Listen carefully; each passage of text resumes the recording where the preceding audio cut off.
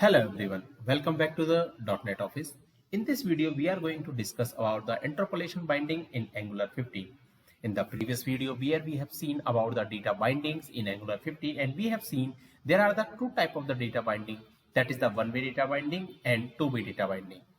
If we talk about the interpolation, so it is a one-way data binding. And what is the use of the interpolation? It is basically a used to communicate between the component and the HTML side. If I want to show some value from the component to the HTML, then we use the interpolation. So for an example, let's understand it with an example. So here currently, like, we have the title. Now in this title, like, this title value is basically we have set in the component side.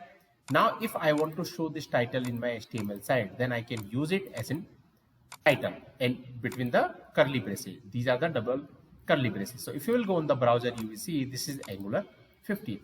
Now apart from that, if you want to use it for some calculation, now for an example, here I'm taking tab, and inside this, if you want to show sum of num, and here if you want to add 10 plus 20, I'm doing, and this number I have given inside the interpolation. So if you will see on the browser, it will give sum of num is 30.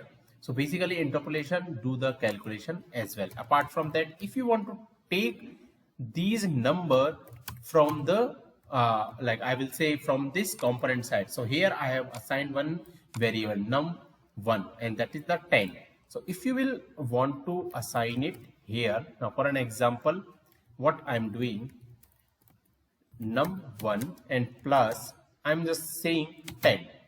So num1 value is the 10 and 10 I'm adding, so it will be the 20. So if you will go and see, the number is 20. So basically the use of the interpolation is to communicate between the component to the HTML side. So it's a one-way communication only. We can't communicate from the HTML to the component.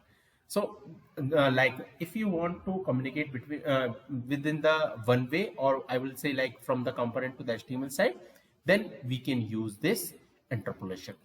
So that's it for this video. If you have any question and doubt, please comment. Thank you.